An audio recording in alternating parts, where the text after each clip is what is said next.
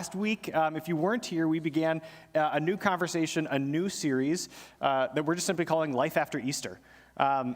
Easter comes and we celebrate the resurrection of Jesus, and then what? Right? What do we do with that? And that's what this whole conversation is going to be about. We're looking at different stories of the interactions that people had with Jesus after he resurrected from the dead.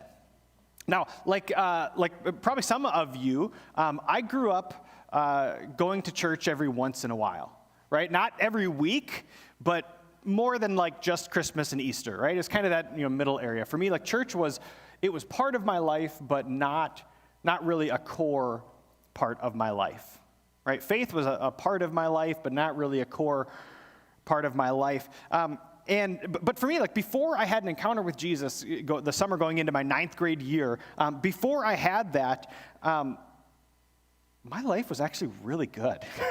Like I as a pastor, I get to hear a lot of stories of people kind of life made a mess of their life and then met Jesus and it was awesome. That's not my story. My life was fantastic before I met Jesus. I've got 2 parents who were awesome to me as a kid. I mean, they cared about me, they loved me, they supported me, they showed up to all of my stuff, like way more than they probably ever should have. My parents were awesome to me. I mean, even to today, they're still 2 of my best friends. I have awesome parents. When growing up, I had friends who were kind and thoughtful and caring and a lot of fun. And like for every friend that I had, their parents became like second moms and dads to me too. I had tons of that. Growing up, I played a lot of sports, and I was not great at all of them, but I was okay at most of them. I had a ton of fun playing sports. I was pretty good at school. Like by all accounts, like my life before I met Jesus was really good. It was really, really good. But there was still, when I hit kind of that later middle school, like many later middle schoolers, I started asking more of those, deeper philosophical questions, right? Like what is the meaning of life? And specifically, like what is the meaning of my life? Like why am I here? And as I started to ask these questions, what I started to recognize is that as amazing and as awesome as my life was, there was still something about it where my life just wasn't full. Like the idea that I had kind of this is like, like whether you're eating like rice and beans for every single meal, or whether you are eating like Michelin star awesome meals, you're still eventually gonna get hungry. Like that's how my life felt. Like I had like Michelin star meal after Michelin star meal. Like that's what my life felt like. And yet I still had this hunger in me. Like I was never full. And I share that because I think it is similar to how the 2 people that we're going to be looking at today were kind of feeling in their life as well. We're gonna look at a particular story after Jesus resurrected from the dead. In fact, it's a story that happens on the same day that Jesus rose from the dead. That same day, Jesus has an encounter with these 2 people that the story is often referred to as the road to Emmaus. And so we're going to be looking in Luke chapter 24. And I'm going to warn you ahead of time.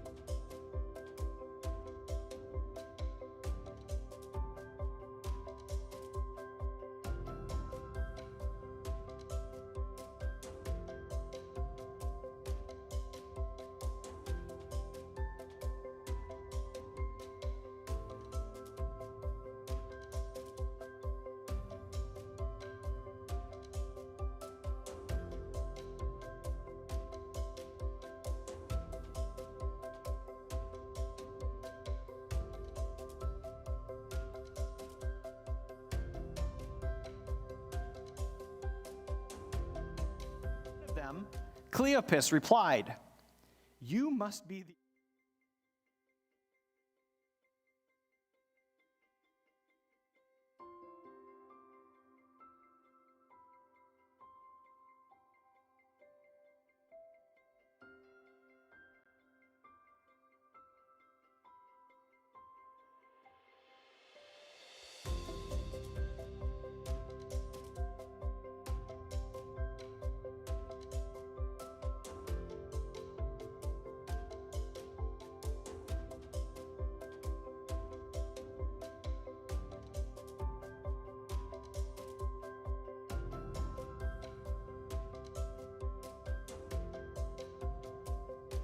days ago. Then, some women from our group of his followers were at his tomb early this morning, and they came back with an amazing report. They said his body was missing, and they had seen angels who told them Jesus is alive. Some of our men ran out to see, and sure enough, his body was gone, just as the women had said. So Jesus asks them, well, what things? And they go on and they explain the whole thing, but as they explain all these events that had happened, they were sad. Why were they sad? Right? They just heard this amazing news.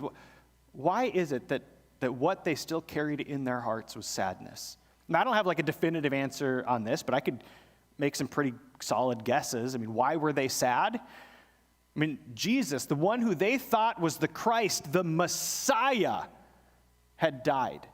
Right? Their idea that Jesus was a Messiah, what they thought is that he was going to be a king. He was going to be a king just like all the kings that they had seen before then. Right? That he was going to be the King of Kings. He was going to be the final king. That he was going to do what other kings, what they did. They went into other countries and they defeated them and captured it. And they expanded their kingdom. And then they'd go into the next place and they'd defeat it and capture it, and the kingdom would expand, right? That he was going to be the final king, the king that would set Israel free. And he's dead. He died. They were sad, right? I mean, they even as they describe who Jesus was in the story, you can see, right? They go from thinking that Jesus was the Messiah, right? He was the king. And now they talk about him as if he was a prophet and a good teacher. Still really highly valued things, but pretty huge downgrade from Messiah. They were sad. Right? The religious leaders at the time, the ones who put so much burden on them, the ones who were so oppressive and required so much of them. Right? The ones that they thought Jesus was going to come and set them free from, well, they killed Jesus. And now they're back in power. They're sad. And now they get this news that, well, Jesus isn't in the tomb. He's alive. And I guess maybe someone saw angels. We don't know. I guess it's what we heard. But these guys have been on an emotional roller coaster. Right? Our Messiah is here. Oh, he died. Well, but maybe he's back to life, but maybe not. We didn't really see what happened. Who do we trust? These guys have been going up and down and up and down, and at the end of the day, what's in their hearts is sadness. You know, I get this because that's so much of how my life felt before I had met Jesus. Kind of this spiritual, emotional roller coaster. Growing up, I grew up Catholic, and I love my Catholic brothers and sisters, but my experience in the Catholic Church was just not fantastic. And really, because I didn't get it. I didn't understand all the things. I didn't understand all the standing and kneeling. I didn't get it. I didn't understand the white robes that the priest, the father would wear, and the altar boys that they would wear. I didn't get it. I didn't understand the Latin. I didn't understand what this mass, this church thing was all about. It didn't connect with me. I didn't understand it. I'd heard all the different Bible stories. I mean, I'd heard the story of Adam and Eve. I'd heard the story of Noah and the ark. I'd heard the story of, Jesus. But to me, as a kid, I remember, I always connected the story of Jesus to the big statue of the cross, and Jesus was still on it, and he looked so sad, but he was always staring at me, sitting in the pew. It was, that's what I connected it. I didn't get it. The stories, it never connected for me, and it didn't connect to me. Right? I knew that it was important somehow, but I just couldn't understand how. To me, faith and Jesus and the Bible and all the things, it felt like a million-piece puzzle. That all the pieces were kind of sort of there, but I didn't understand how they fit together, and I didn't have a picture or a reference of how they were supposed to fit together. Right? I knew that the Bible was important, I just didn't understand why. I knew the Bible was important, but I didn't understand how. And if I can just be frank here, especially as a kid, it was so boring. Oh, I mean, church, the Bible, it was so boring. I didn't care for it at all. And then add on top of all of that, like my experience with church people was not great. Church people are weird. Like, growing up, people, when we're at church, right, people would put on the big smiley face, like, everything's good, or they'd get really grouchy and like, no, you can't wear that hats in church, absolutely not, right? I'm like, well, I don't know, what are we doing here? I don't know. And they'd act one way at church, and then outside of church, they'd be a completely different person, talking a completely different language, right? In church, you'd sit down in a seat, and they'd come and be like, that's my seat. What? I didn't know that. Okay, well, or like for me, like I remember going to Twins games at the old Metrodome. You remember that? And man, as a kid, it was every time I would go, there was someone who would be there yelling at people, yelling at me, right? Go, turn to Jesus or you'll burn in hell. Turn or burn. My experience with Christians were not great. Like I got it that like Jesus and the Bible and faith and God and all this, like I got that it was important, but I couldn't connect the dots. I didn't understand how the pieces fit together. I didn't understand how it was important to me. Like maybe it was important for like being a good person and getting into heaven, but beyond that, I didn't get it. Like it was kind of this roller coaster for me. I think that's how, in many ways, these two followers of Jesus were kind of feeling. They had learned all this stuff about the Bible, right? The Old Testament stuff. And then they met Jesus, and it seemed so counter to even a lot of the things that they'd learned. And then he was the Messiah, but now he's dead. But I guess he's back alive maybe, but I don't understand how it all fits together. And so they try to explain these events to Jesus, and then this is how Jesus responds. Picking up in verse 25, it says, "Then Jesus said to them, 'You foolish people,'" which like pause, like Jesus, whoa, that's kind of harsh. I don't know why I did it, but that's just what's there. "You foolish people, you find it so hard to believe all the prophets wrote in the scriptures. Wasn't it clearly predicted that the Messiah would have to suffer all these things before entering his glory?" Then Jesus took them through the writings of Moses and all the prophets, explaining from all the scriptures the things concerning himself. This is such an important thing for followers of Jesus, for us to recognize what Jesus is doing here with these two disciples, with these two people. Because what Jesus is doing here should absolutely profoundly change the way that you read the Bible, particularly the Old Testament. Because that's what they had, right? When Jesus refers to the writings of Moses, right, the prophets, all the scriptures, they didn't have a New Testament. Right? He's talking about the Old Testament, what we call our Old Testament. He's talking about all of that. And there's two things that I want you to understand about what Jesus is doing here. First, the first thing that Jesus is doing when it comes to reading the Old Testament is what we need to understand is that it's all about Jesus. Everything that happened before Jesus, it's all about Jesus. I mean, what does Jesus do? He takes them through all of the Old Testament, and he points them to Jesus. He points them to show them how it's all about his life, his death, his resurrection, about relationship. It's about all these things about Jesus. That when you and I read the Old Testament, we need to have the lens that this is about Jesus. It's maybe a little bit of an old example, but I'll go there anyways. The Sixth Sense, right? We've seen that movie. If you haven't yet, tough. It's been out for like 20 years, right? But this movie, it's about this kid who could see dead people. And you watch this movie, and it's about this kid who says, I can see dead people, I can talk to dead people, and he has this therapist that's like trying to help him out, and you get to the end of the movie, and what you realize is that the therapist is dead. He's been dead the whole movie. And once you realize that, you have to go back and rewatch it because you realize the movie isn't about the kid, it's about the therapist the whole time. That's what the Bible is like. You can read through the whole Old Testament, but when you get to the point and you go, oh, wait, but Jesus, you have to go back and reread the whole thing because it's a new lens. It's not about all of the laws and the thing. It's about Jesus. The whole thing is about Jesus.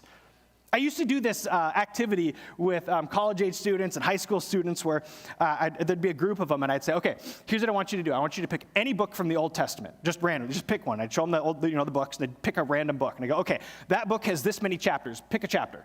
And they would just randomly pick a chapter, and I'd be like, okay, that chapter has this many verses. Pick a verse. And they'd pick a verse, and I'd go, okay, that verse is right here. Let's read kind of the passage around it. And what I want you to do is I want you to read it saying, how does this point to Jesus? I mean, I must have done this exercise dozens, maybe hundreds of times. Every single time, they were able to see how this connected to Jesus. Because that's what the Old Testament is about. It's all pointing to Jesus.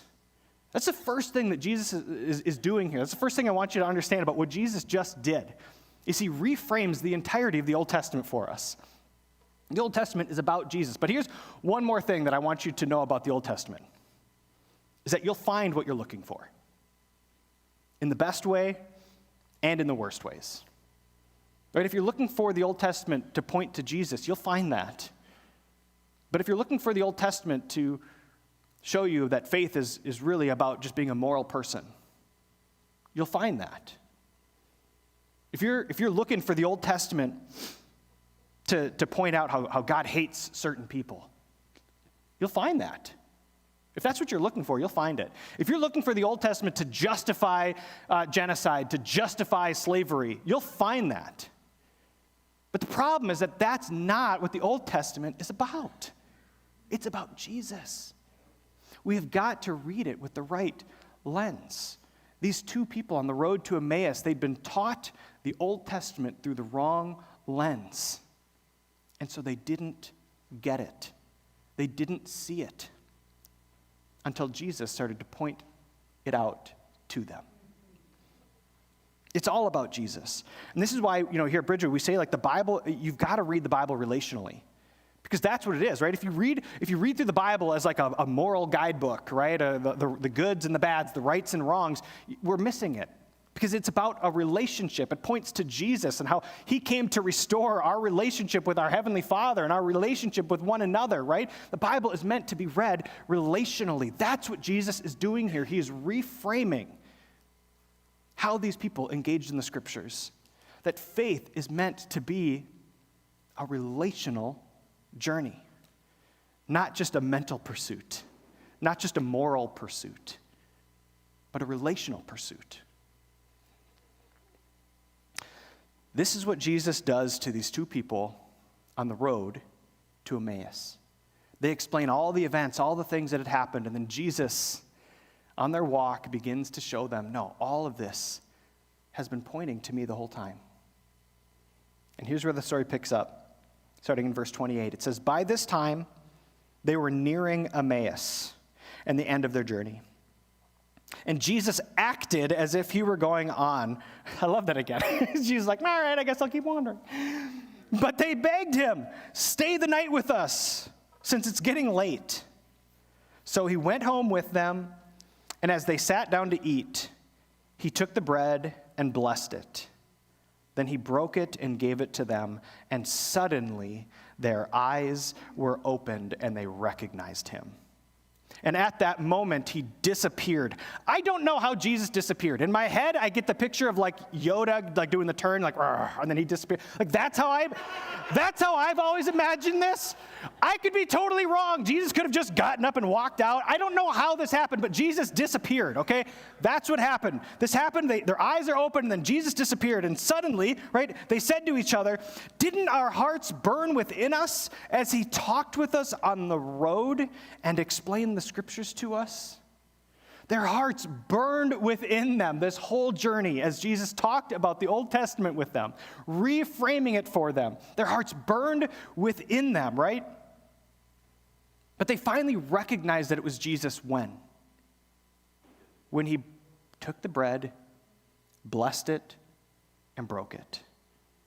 I'm sure these are people who'd followed Jesus for years. They were probably there when Jesus took the bread and blessed it and broke it, and then he fed the 4,000.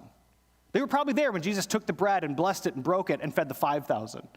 They were probably there when Jesus blessed the bread and broke it and then gave it to his disciples at the Last Supper. They were probably there. They recognized this. Their eyes were finally opened.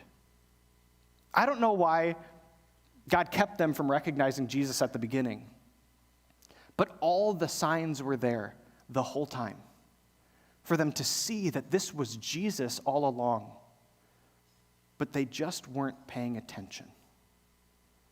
They weren't looking for Jesus. How about you? How about me? Are our eyes open? Are we paying attention? Are you looking for where Jesus might show up? When was the last time you remember your heart burning within you? When was the last time your heart just beat a little bit faster out of excitement? Right? Where you were hearing something, you were experiencing something that just, it filled you with hope, made you feel like you could take on the world. Right? When was the last time you felt that? Like listening to one of the incredible TED Talks that are out there? Right? Was it like reading a really, really good book? Maybe you were being prayed over and something was just stirring inside. When was the last time you remember your heart burning within you? That passion just filling you to the brim. You see, that's what these two followers of Jesus were experiencing as they had this encounter with Jesus. Their hearts burned within them the whole time, but they didn't understand why. They couldn't put the pieces together, right? I mean, these two people, they were listening to Jesus connect the dots. All the things that they had experienced about faith, about the scriptures, right? Even their time with Jesus, all these things that they had experienced before. All of a sudden, it was being reframed, and the pieces were starting to connect together for them.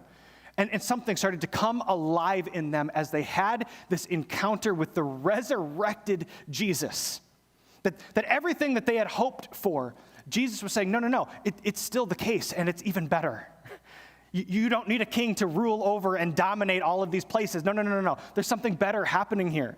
There's a forever forgiveness that you can walk in now.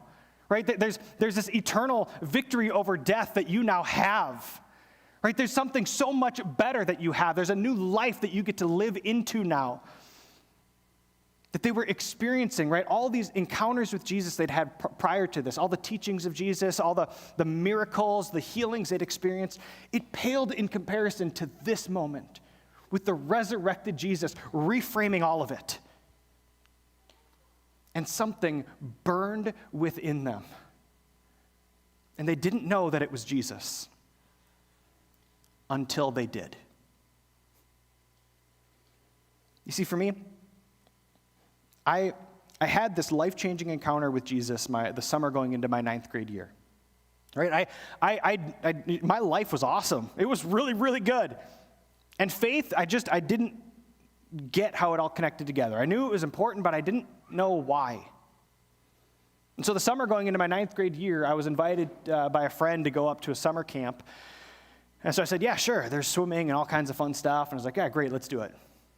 And that week while I was there, the speaker started to talk about Jesus in a way that made sense to me. He started to connect the dots about how faith isn't just this journey of doing the right things and being a good kind of person, but that it's about this relational journey.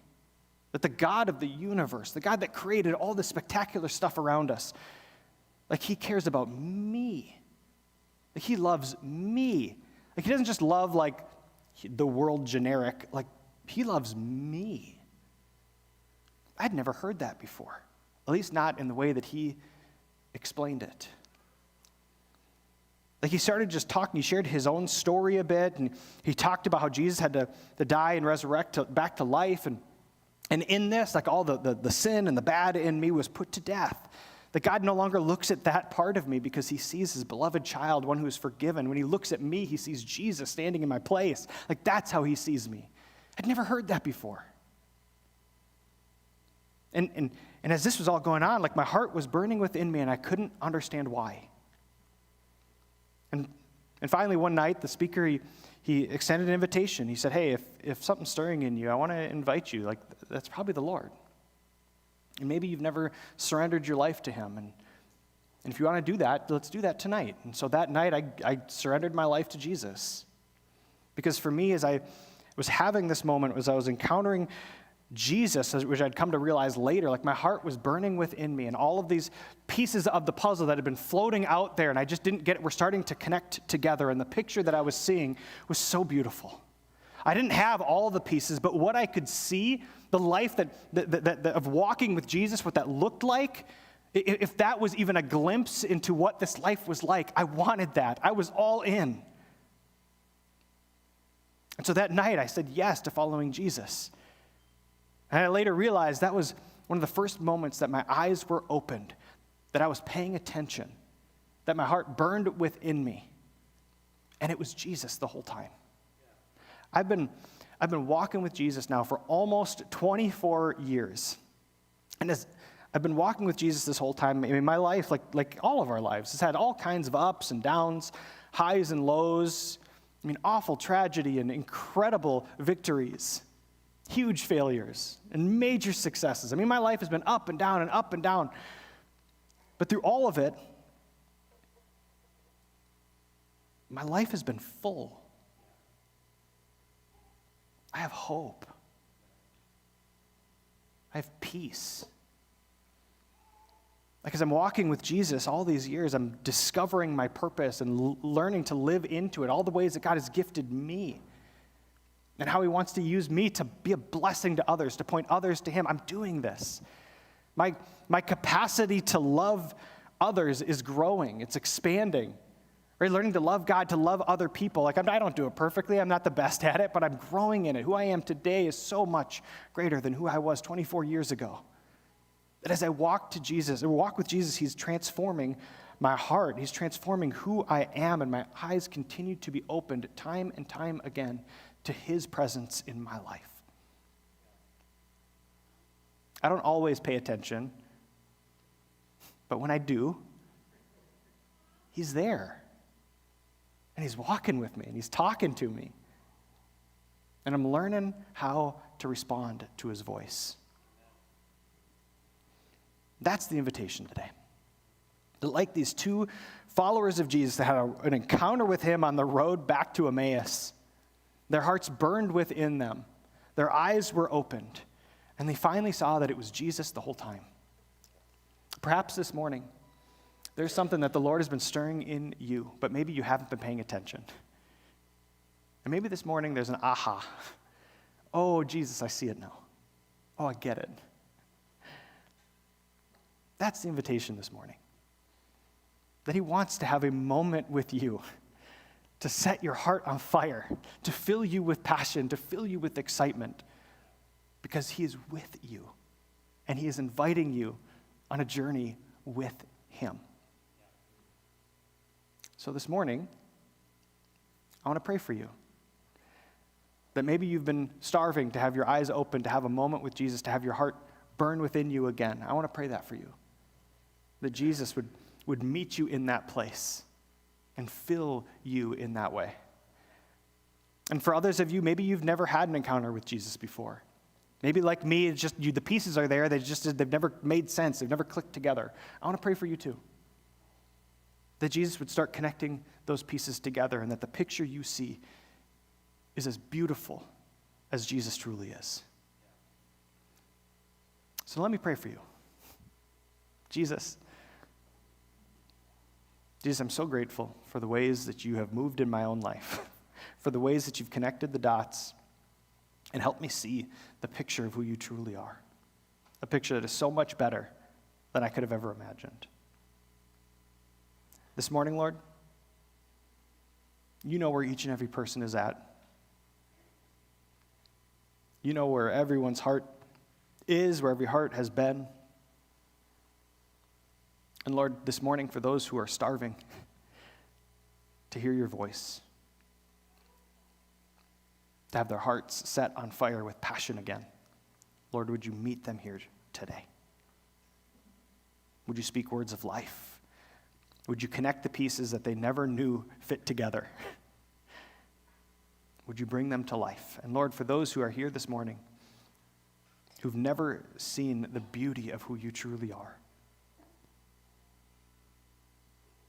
Lord, this morning, would you connect the dots for them as well? Would they see the God who loves them deeply? because Jesus, you are alive. You are speaking. You are meeting us right where we're at, and you journey with us, helping us connect the dots so that we might find you. Jesus, that's our prayer this morning. We love you, Lord. Help us hear your voice and see who you are, and give us the courage to respond in the way that you are calling us to respond. Jesus, in your name, amen.